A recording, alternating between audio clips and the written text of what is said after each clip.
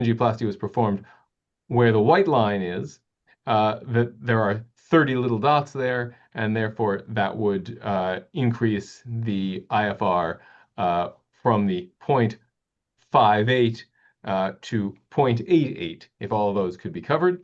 And you can see that that would be 59.7, or call it 60 millimeters of stented segment.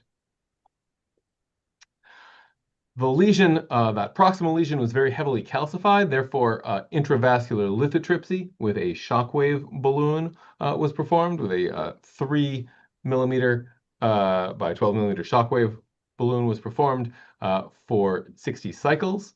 And then an intravascular ultrasound catheter could be passed. That was also co-registered so as to match the IVUS. And you can see here, this happens to be a measurement right here in the central segment, 3.3 by 3.5. So ultimately, the decision was made to use a 3 millimeter stent distally and a 3.5 millimeter stent proximally. I'm not going to show you the rest of the IVUS measurements, but the IVUS measurements were made throughout. So the stents were then as follows: one stent from the proximal to mid LAD, and then a second overlapping stent from the mid to distal LAD. Okay, so you can see the locations of the two stents: proximal to mid, mid to distal, overlapping stents. And here's the final angiogram of the LAD. Okay, you can see there's a little bit of residual stenosis in that proximal area, but outside the stent. But the stented portion looks pretty good, and all the major side branches are still there. Hooray! That's excellent. But what about that distal right? So intravascular ultrasound was performed of the distal right coronary artery. Here, this roadmap image shows where the IVUS began in the posterior descending artery, pulled back. Here you can see an IVUS measurement was made, 3.2 by 3.5. Decision was made to use a 3.5 millimeter stent there.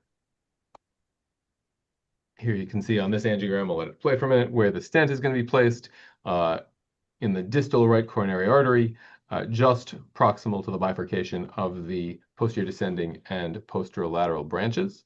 Okay. You can see the stent lighting up there.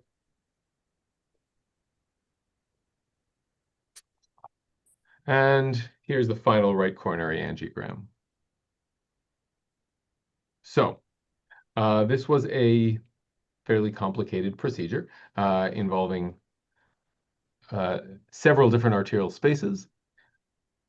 The question, of course, is how do you code it? And I will tell you, I believe it would be coded best with 10 codes. So let me pause and let people think about it. You're welcome to put things in the chat if you'd like, not required, but play a game with us and see what you think, and then we'll go through the codes. Okay, I'm impatient. We're going to go through the codes. So the first thing we did was moderate sedation, initial 15 minutes. 99152, that quarter of an RVU will send your kid to college for about 15 minutes. The next thing we did, I would argue, is a super diaphragmatic first order cath, because we placed a catheter into the stump of the innominate artery and imaged it and described the imaging findings in our report. We made a new diagnosis of an occluded artery. The relevance is that for this patient's care, this is a patient who almost certainly will need future coronary interventions. The diagnosis of radial access impossible is now made. So because this image was performed and did not result in cardiac catheterization, I think it's separately billable. So I put the catheter there, that's 4.17 for 36215, and then I shot an angiogram and interpreted it, that's 75710, okay? Now getting to the meat of it, the coronary stuff. So we did a coronary angiogram in left heart, right? Remember, we reported an LVEDP, and obviously we shot both coronaries, 93458, 5.6 RVUs. We weren't 100% sure the LAD disease significance, and particularly the significance of each individual area of the stenosis. So we did IFR, the add-on code 93571 for 1.8 RVUs. Okay. We decided that the proximal LED had heavily calcified stenosis that required lithotripsy, 92972, another add-on code. Okay. Now, we performed IVUS in the LED and we co-registered it, 92978, and you get 1.8 RVUs for that. The intervention in the LAD was a non-complex PCI with stent. I understand it involved 3 segments, but it involved a single lesion because the stents overlapped. So although we had a stent from proximal to mid and mid to distal, because it was one long stented segment, that's a 92928. Because to have a 92930, you have to have 2 separate lesions, right? Which we don't have here. We then turned our attention to the right coronary, IVUS for a subsequent vessel, 92979 for 1.44 RVUs, and put a stent in it, again, a non-complex single lesion, single stent, 92928 for 10, and the total before any multiple procedure modifiers that may or may not be applicable to this procedure is 39.78. We should talk about it more. I just want to take this moment to give a quick plug for anybody who is not a SCAI member. You don't have to be a physician to be a SCAI member. Everyone should be a SCAI member because SCAI does a lot of amazing things, but in particular, SCAI advocates for interventional cardiology reimbursement. So be a SCAI member. Okay, thoughts about the case?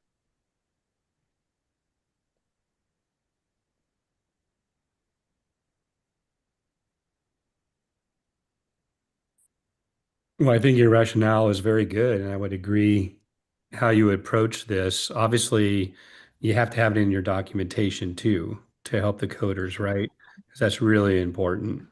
The femoral angiograms and the your intent, we do this a lot where we shoot you get stuck in the right radial artery because of tortuous anatomy and you do an arteriogram there. How would you handle that? What if you were able to get through something like that on a right radial artery? Let's say you can bill for the radial artery angiogram if you use it, or even if you don't use it and you go FEM Yeah, so afterward. access is bundled. So in this case, we did the procedure through femoral access. Femoral access is bundled. Because the radial access resulted in an angiogram that made a diagnosis, and because it was not part of the coronary procedure, Right, that makes it a separate freestanding billable procedure. right. Do you think that most coders are going to appreciate that? Or do you think you need to support more in your documentation? I think it's a very important point. You need to support why that's a separate procedure. You need to take and document an angiogram, and most importantly, you need to interpret the findings of the angiogram. So Hmm. Right, just saying radial access unsuccessful, move to femoral, doesn't do right. it. But if you say, there's an occluded artery, radial access is unsuccessful, patient will need femoral access for all future coronary interventions. Hmm. If patient has arm claudication, consider percutaneous or surgical intervention. Okay, well, now you've done a procedure. Hmm. Let me turn to the chat because we've got a lot of thoughts coming into the chat here. So let's see. Well, one question that has come up here, shout out to Dominique Cantor, is the elephant in the room. How do we build bifurcation standing at the left main? So we know that we have a new code 92930 that deals with bifurcations of the LAD, the circ, the ramus, and the right. The left main remains a challenge because, of course, its 2 branches are themselves major coronary arteries, the LAD and the circ. Historically, back in the days when dinosaurs roamed the earth 3 weeks ago, we would have billed 92928 for each of the branches. Now that we have a bifurcation code, the question is, does that bifurcation code apply to the left main, even though it involves placing stents in the LAD and circ? And we know placing a stent in the LAD, 92928, placing a stent in the circ, 92928. This is an ongoing point of discussion, and I think SCAI, in concert with ACC and the whole CPT group, are working on coming out with this information, and we want to publicize that as much as possible. At present, I think there's good there are good arguments to be made for both a single 92930 code because it is a single bifurcation lesion, and for two 92928 codes because there's a stent in the LAD and a stent in the circ. And we would argue that the left main, while it's the same physician work as any other bifurcation, requires greater skill and entails higher risk than any other bifurcation because it usually supplies 60 or 70% of the myocardium. So I'll tell you, my personal bias is I'm coding 92928 twice right now, but we're working hard to get a solid consensus answer on this. If anyone else has any other thoughts on that. I agree. Okay, let me read what Adrienne Griffith says. We just did a case, Diag 1 in-stent restenosis treated with a drug-eluting balloon and atherectomy. Okay, and then separate osteal LAD lesion treated with IVL and drug-eluting stent guided with IVUS. How would you code such a thing? So I guess it's important to say that the atherectomy code, when we do an atherectomy procedure, atherectomy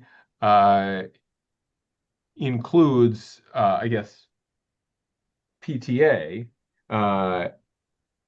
If you're doing if you're coding separately for the drug-coated balloon, you wouldn't be able to code for the atherectomy, right? They're sort of mutually exclusive.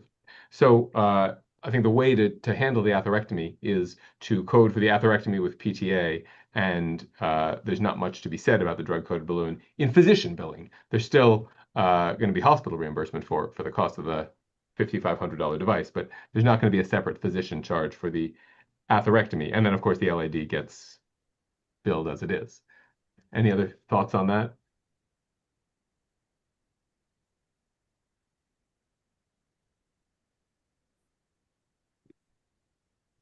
And just to, Go ahead, Monica.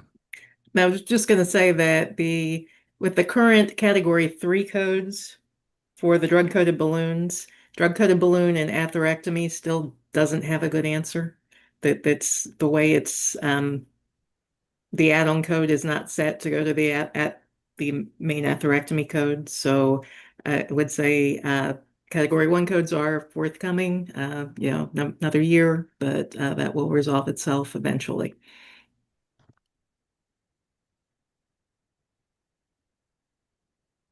In general, I would say it's sort of a deficiency in in what data exists now, right? In the US, we know the drug-coated balloons are approved for use in stents, and atherectomy is not approved for use in stents. So, whatever you're doing that involves atherectomy and a drug-coated balloon at that site is sort of out of the realm of the most common mainstream experience, and what the approvals for the devices are. It doesn't mean you can't do it, but that code set overlap hasn't occurred in the approvals.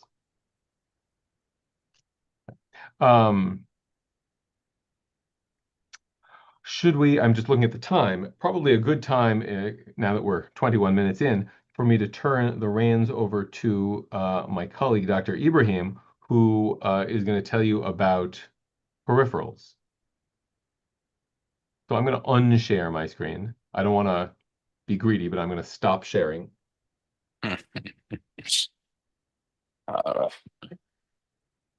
Let's see here.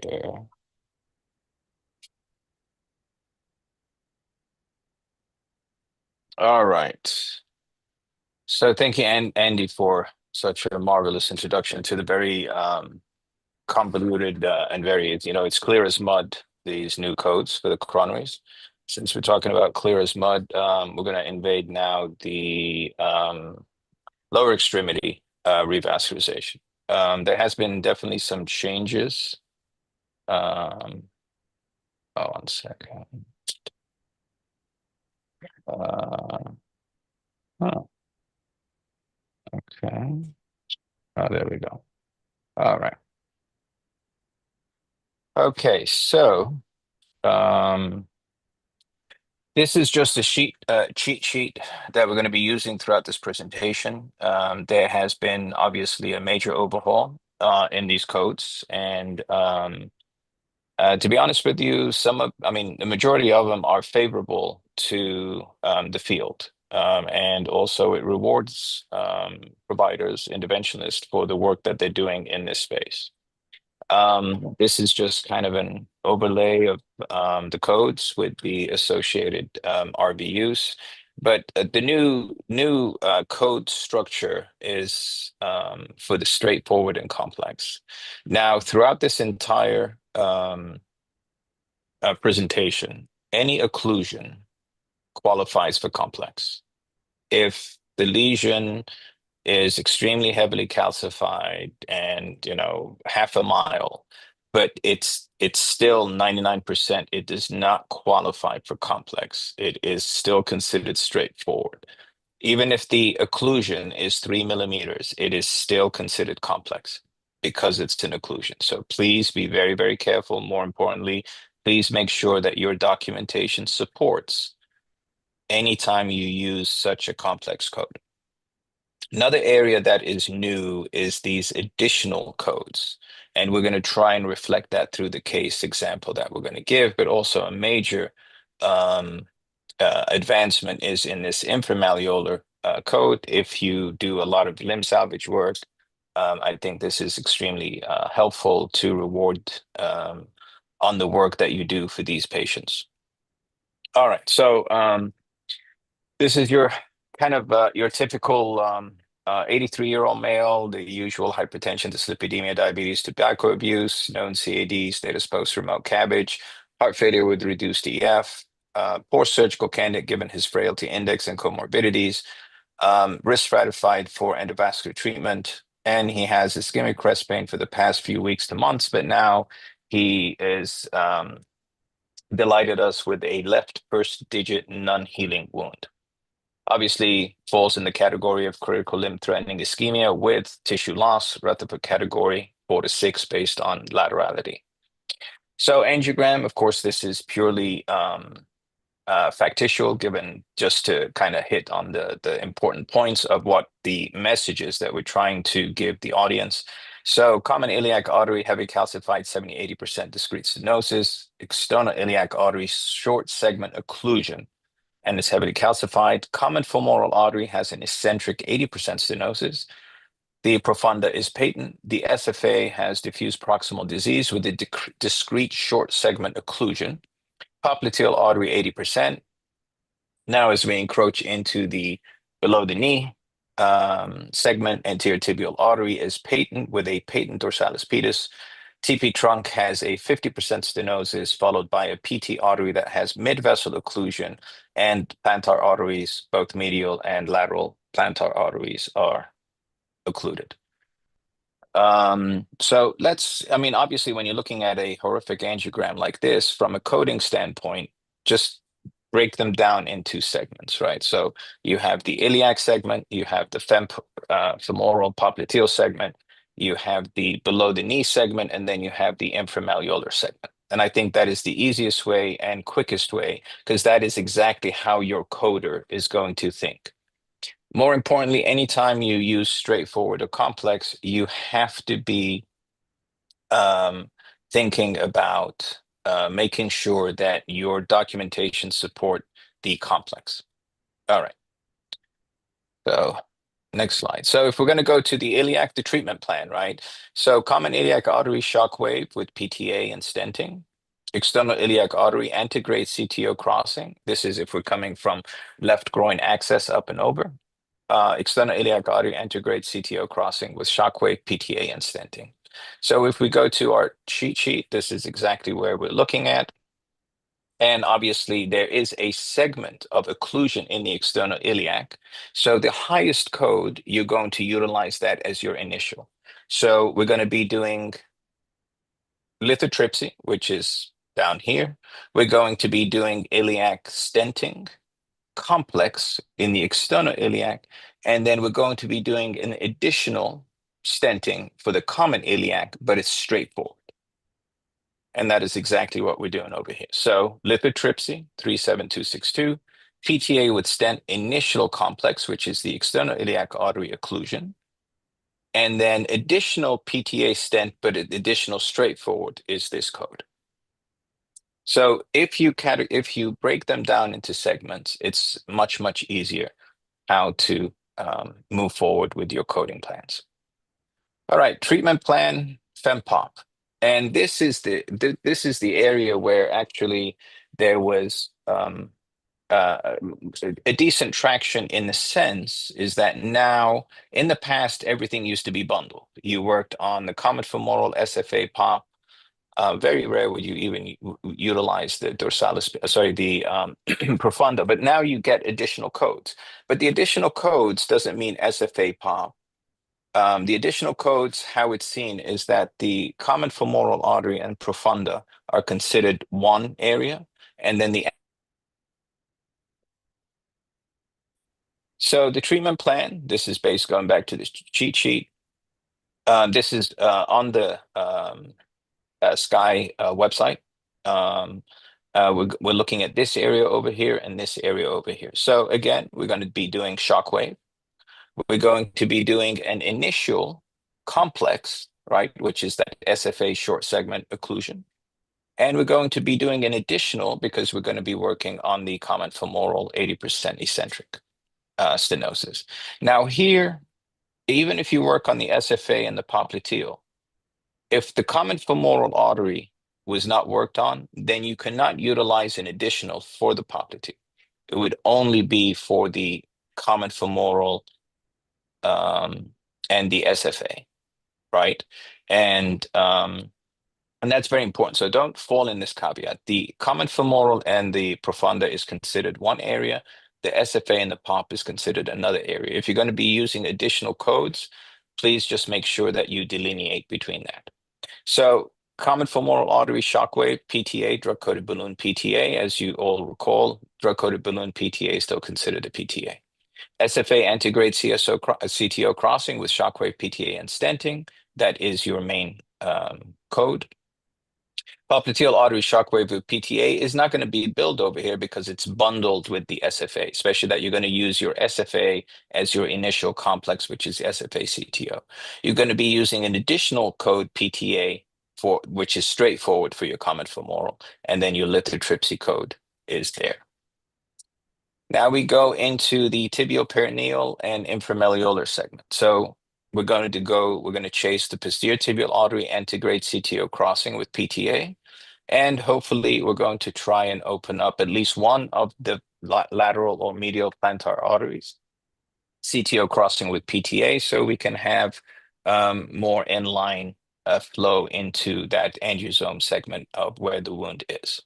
So tib perineal on the sheet is right over here, and obviously it's a PTA occlusion. So we're going to be doing a complex, and same thing with the inframalleolar, we're going to be doing a complex. And as we can see, tibial perineal initial complex, that is for the posterior tibial antegrade CTO crossing. For the plantar artery antegrade CTO crossing, we're going to be doing an inframalleolar initial complex. Thank you very much. Hopefully we'll open it up for some questions. So I'm going to stop. Yep, go ahead, Jeff. That all that procedure just took you 30 minutes to do, right? Yeah, exactly. Yeah, 30 minutes to get all that done. And actually, probably 30 minutes just to code it. Coding probably takes more than 30 minutes. That's why I said it's fictitious. But you know what? To be honest with you, you will realize that, especially if you do heavy CLI work, that you will be you will notice that you have there's a lot of work that is done that you can capture. And it's not really about capturing it for your billing. I think it's important to capture it because hopefully this will encourage more interventionalists to be more comfortable in this space and hopefully improve limb salvage rates instead of, unfortunately, because the lack of dedicated reimbursement, it was much easier for physicians to come and say just amputation. So hopefully this will, not that we always say that, physicians are going to start doing this because they're being rewarded. No, not necessarily, but it will open up their eyes to, if this is now to get those inframalleolar codes, it was a big win, because that means that just the fact that even getting the below the knee codes, 10 years ago was a big win. Getting the inframalleolar codes is a big win, because that means that the technology is moving forward, that we're able to, we're proceduralists. If we get better technology in our hands, then we're going to be helping the patient. So it's good to see that the coding structure has supported this. Yeah, we I addressed have a that on question. our. Sorry, yeah, just to summarize, you're right, Osama. We addressed that on the last two peripheral webinar. Kind of took a deep dive into that about hopefully, all reimbursement, changes behavior, like it or not. But there's an avoidance of behavior to your point. And there's an under treatment that I've seen around the country, and it's sad. And so I think that really will help give more incentive. Actually, it's more alignment. Is the way I like to think about that, and to help encourage people to do best care. Need to be trained. You need to make good medical decisions. But it is supportive that way. Having said that, there are cuts on the work RVUs to the straightforwards in the legs. So it's not in terms of the reimbursement, differential. So there's an advancement when it comes to the complex lesions. We get advancement because we're adding on IVL codes and inframalleolar, but there actually is a small reduction, some not so small, but for most code set, it does reduce on some of the straightforward lesions. No, absolutely. And just to echo on something that we said during the prior webinars, now any new area is going to be watched very, very carefully. So please, if you do not have a reason to go inframalleolar, please do not pursue it. Not because you have a wire in the PT or in the AT means that you have to work on the dorsalis pedis or the plantars. If it is not, there's no way that you can justify doing something like that for claudicants.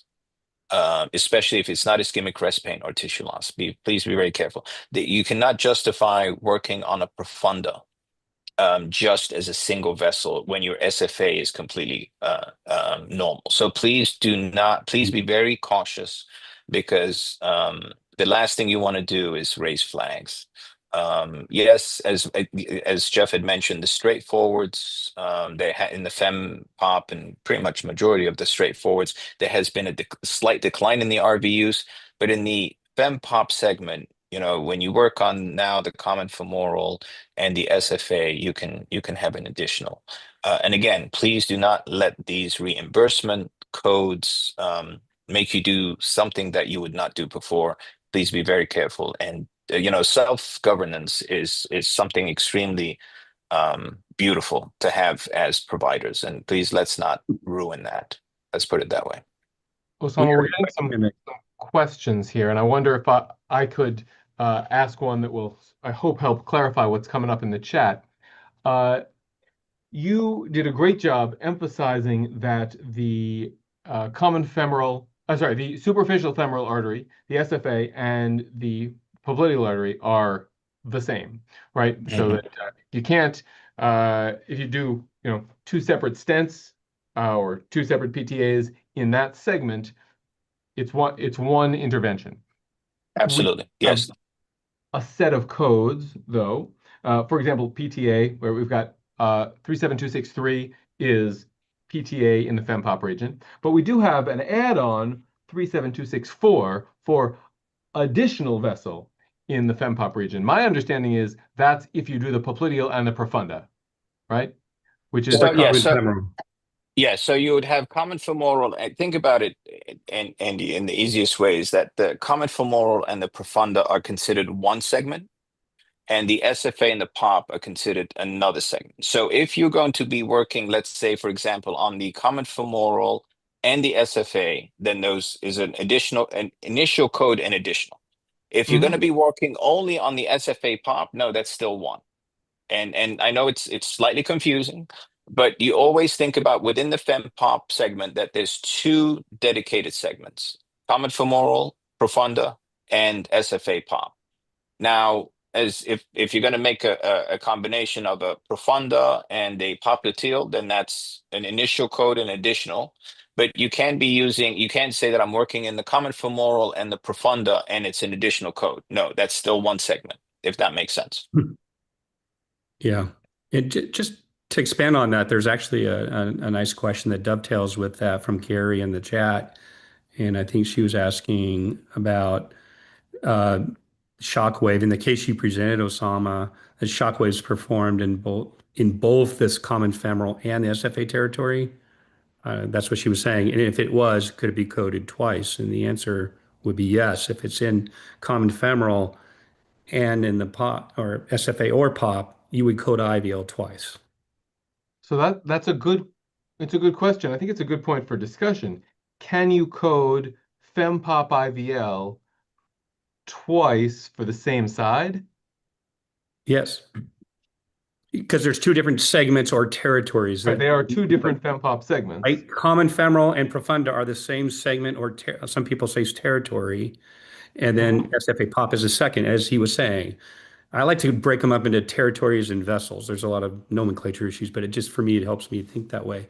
So you get two IVL abilities, in the SFA pop territory. So you can do common femoral and SFA twice if you do IVL in those locations. The iliac, you get three. You're able to code three because there's three territories in the iliac. Okay, so you would code 37279 for fempop IVL twice. One, Yes. And to be honest with you, the reason why I did not put it is it's still going to be a very gray area for the private payers. I mean, again, this is going to be a very slow rollout. There's going to be a lot of forth and back. Going back, yes. Can you ask for two? Yes. But again, until this is a little bit more understandable and a little bit more traction, until also it is more widespread, it has created a lot of havoc, especially for practices that are heavy in the peripheral space. But again, I mean, it's a work in progress. How many cycles, Monica, did this go through? I mean, 5 to 7 years, right? So, it's a robust overhaul. Hopefully, now the implementation of it will be helpful. Now, just to comment, there is no shockwave codes for below the knee, which is not necessarily something great. But just please be cautious that there is no dedicated codes for shockwave below the knee. And that goes back to what we were saying earlier, that there haven't been enough trials. There's not adequate evidence to support that. And in general, a code set doesn't offer codes for non-approved, non-FDA approved uses of devices, right? I see a question here. If we're doing coronary angiography from femoral access, can the groin shot be billed as 75710? And the answer is no. The access shot is part of the coronary angiography procedure. It's considered bundled. The only way you would code separately for femoral angiography in the setting of coronary angiography is if there is some separate indication. Then you need to document the patient has claudication, the patient has a non-healing wound. We did femoral angiography and runoff, and these are the results. But if the only purpose of the femoral angiography is to facilitate coronary angiography, then it's bundled. There's also a question in the Q&A whether this presentation will be available to review. This is being recorded, so the presentation will be available. And will the code sheet be available? The code sheet that Osama shared is online. It's on the SCAI website, and you can see in the chat. Monica just put a link there. Thank you so much for that, Monica.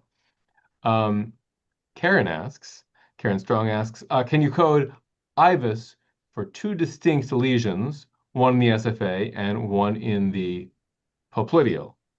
Osama, do you want to handle that? It's another question about, is the SFA a separate artery from the POP? Or IVUS?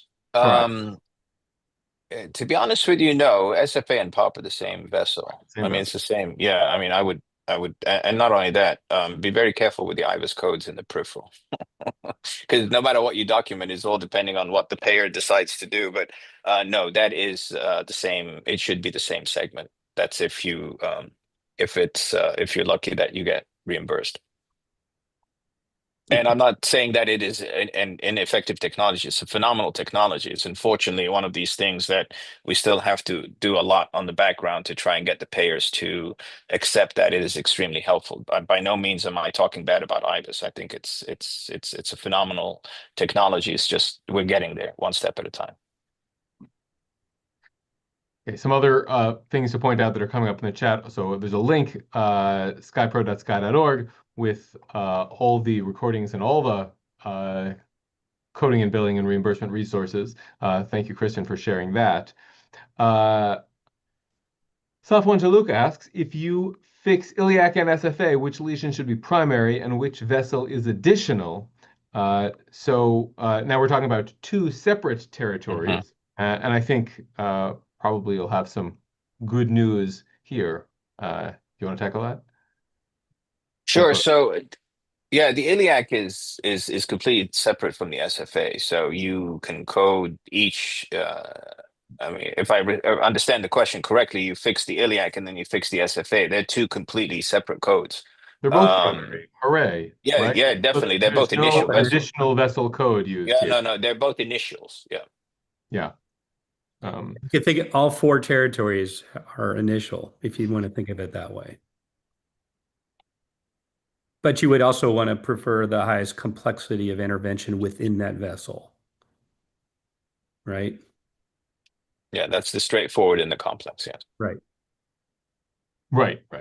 And as you said, straightforward is anything that's not occluded, and complex is anything that's occluded, regardless of the length of the occlusion, regardless of what techniques, technologies, and how much of your lifetime it takes to get across it. That's right. And if I could just add to that, because I know this has been a point of contention, because I'm hearing there's been some conflicting information out there. The CBT assistant article will be out shortly. It's already been written, so you will have in writing that occlusion means chronic total occlusion, 100% occluded for coding purposes. Additionally, there is another webinar tomorrow night that the Society for Vascular Surgery is hosting. SCAI is participating. It's at 8 o'clock. They will confirm that, what I'm telling you as well. I will put the registration in the chat if anyone is interested in that as well. 8 p.m. Eastern. Right, Monica? Yes. All right. But a shout out to our friends in Central Time or even in Pacific Time. Jim, are you in Pacific Time? Okay.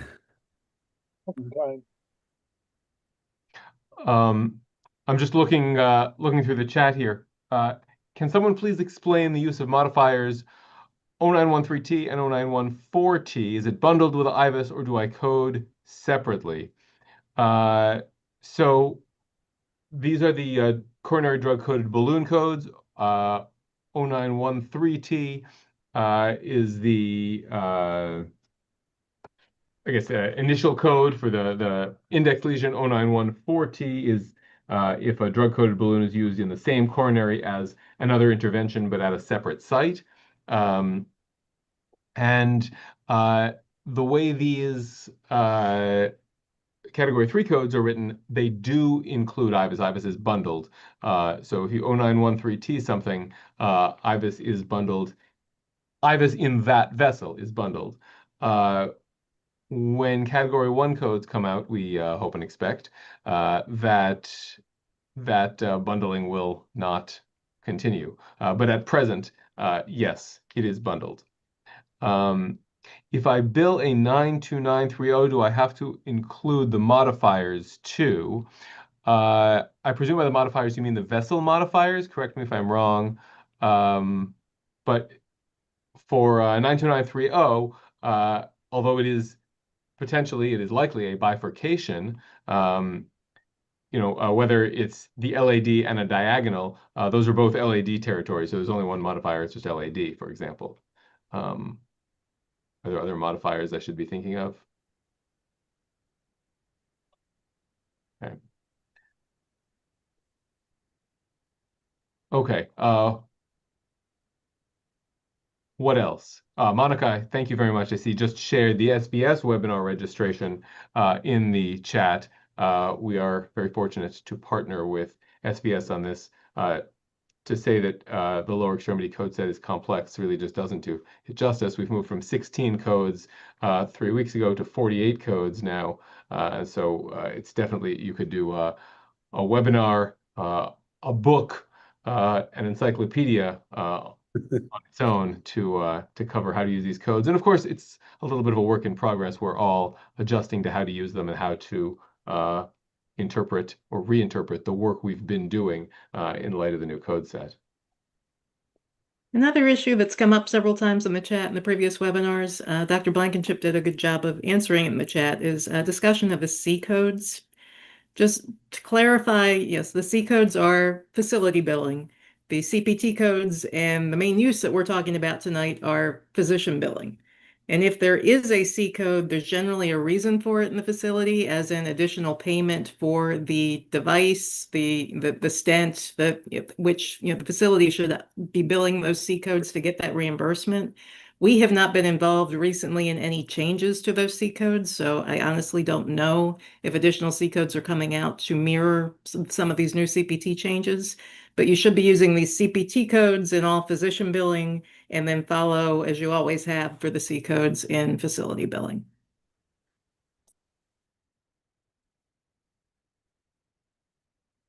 I see another question here. It looks like Jim copied Jolene's question here. If an atherectomy with stent is performed on one lesion in the proximal LAD, and then a stent is placed in a separate lesion in the distal LAD, should we code the 92933? That's atherectomy with stent, or the 92930? That's complex PCI because it's 2 stents, 2 lesions, right?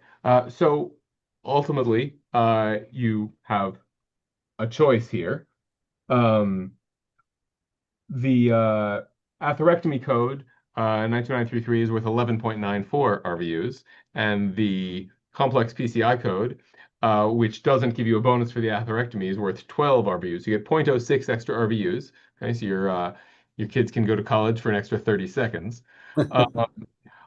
So the compromise, as it were, that came up when adding the 92930 to the code set, when creating this complex PCI code, was that the code set would become inordinately complex if there were a simple and complex code for every possible coronary intervention, for acute MI, for atherectomy, for CTO with a proximal lesion, et cetera, et cetera. And so there is only a 92930, a complex PCI code. There's only one of them. So in that case, you have to, obviously you're going to get facility billing. You're going to be able to bill for your atherectomy device. Your facility's going to get paid for it. But you're going to have to choose whether you want 92933 or 92930. You get an extra 0.06 RVUs if you do 92930. Does anybody have any other thoughts on that? I don't want to come across as the universal authority here. Okay. I'm a leg guy. I'm not going to judge you. So I've got a good peripheral question for you. Can you explain what is a supradiaphragmatic first order cath? You want to talk about the catheter placement codes? In that case, I guess it's 36215, right? It's above the diaphragm first order vessel. Yeah, so I think and Andy represented that in the case.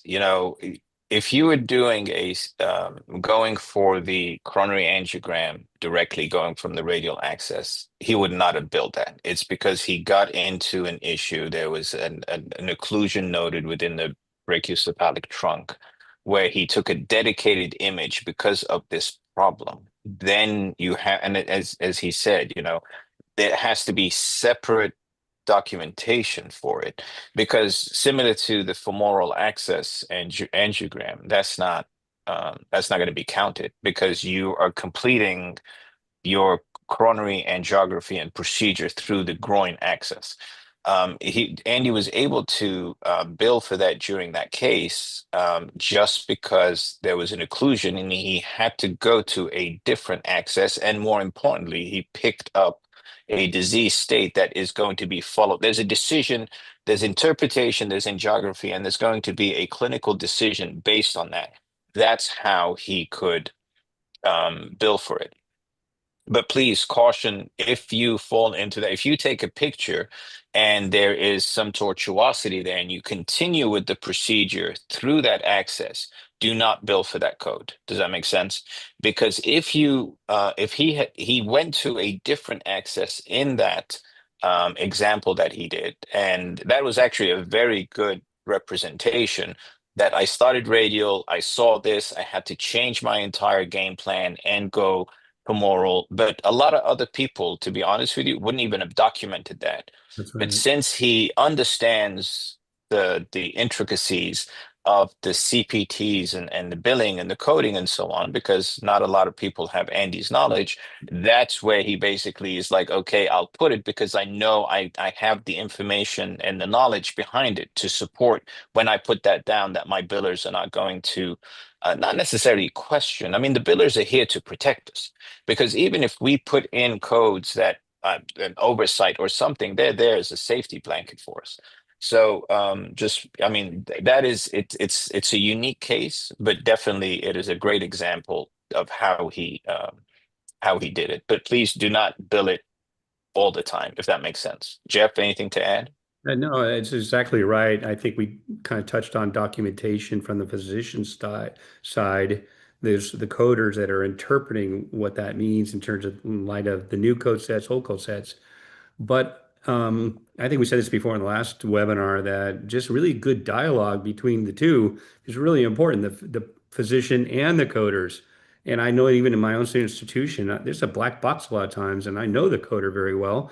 And I really don't have that connection if there's denials or if they're dropping off codes that I thought I was going to get, because of my documentation. And especially if providers or physicians are having repetitive, coding mistakes, or then that's a really good opportunity for education and feedback, at least, to modify the behavior, and because everybody wants to do better. Just to follow up on what Jeff and Osama said, just to say, what does it mean, super diaphragmatic first order cath? So we have sets of codes for first, second, and third order catheterization above and below the diaphragm, and an order refers to crossing a bifurcation. So if you from femoral access, the first order vessel is I placed a catheter in the innominate artery, right? I've crossed one bifurcation where the innominate comes from the aorta. You get extra credit for billing the code that begins with 3. In this case, 36215 is crossing that bifurcation. Now, if you put a catheter in the common carotid artery on the right side, now you've crossed another bifurcation, right? That's second order angiography, right? And if you put a catheter in the right internal carotid, now you've crossed another bifurcation, that's third order angiography. And the same thing applies in the legs, right? If you go from the left, Osama's case, you go from the left leg to the right leg, the common iliac artery is first order angiography. You cross a bifurcation, right, to get into the external or internal iliac artery. The external iliac artery is second order angiography. You cross another bifurcation to get into the SFA, right? And that's third order angiography. Okay, and there is no fourth order angiography. So if you go into the, if you put a catheter and inject contrast into the pedal arch, more power to you, but you don't get extra credit for it. Okay, Right. it's still third order angiography.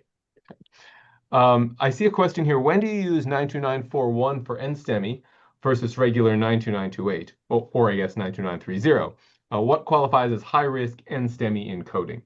In general, the acute MI code 92941 is used for emergent procedures. So a patient is taken from the emergency department to the cath lab because they're clinically unstable, whether it's ongoing chest pain or shock, unstable arrhythmia, right? Those are 92941.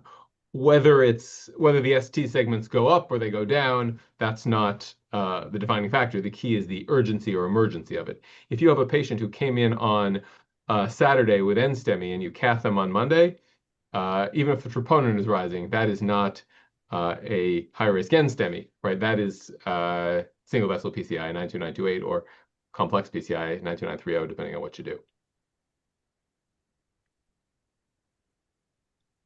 Okay, it's 6:58, and I want to be respectful of people's time. Any final thoughts, final words from our panelists? No, we're all waiting in the water here together and dog paddling, so to speak. And as we interpret, especially the peripheral codes, the complexities and change of behavior, and looking forward to more clarity, as Monica said, already the first clarifications coming out, but also feedback from the payment side. Obviously we're all interested in that, and it will be very interesting to see how commercial payers adopt this or not, and how there's pushback. So it might be helpful to have some collective forum as well that we can share experiences, because everybody's going to be learning, and I'm sure there's going to be a lot of commonalities, as we go forward here. I'll just make one Absolutely. additional Yeah. comment. We have the two new PCI codes, the complex PCI and the retrograde CTO. Back in 2013, when we revised the PCI codes, we considered putting in for those, but did not do it for strategic reasons. But part of the whole coding strategy is to develop appropriate codes that will get passed and valued appropriately. And so we took the opportunity to do this time with the retrograde CTO code and the complex PCI code what we passed up on for strategic reasons back in 2013. So this is a triumph of strategy, which I think really helped us as we had to revise all of these PCI codes because of the introduction of lithotripsy. Wonderful. Okay. Well, thank you, Dr. Blankenship, Dr. Carr, Ibrahim, and Ms. Wright. Fantastic discussion. And thank you, everyone, for attending. Really appreciate it. Look forward to continuing the discussion. And again, look at the links in the chat. You'll see the links to the presentations, the links to the online materials for coding references, and of course, consider attending the SBS webinar. Have a great night.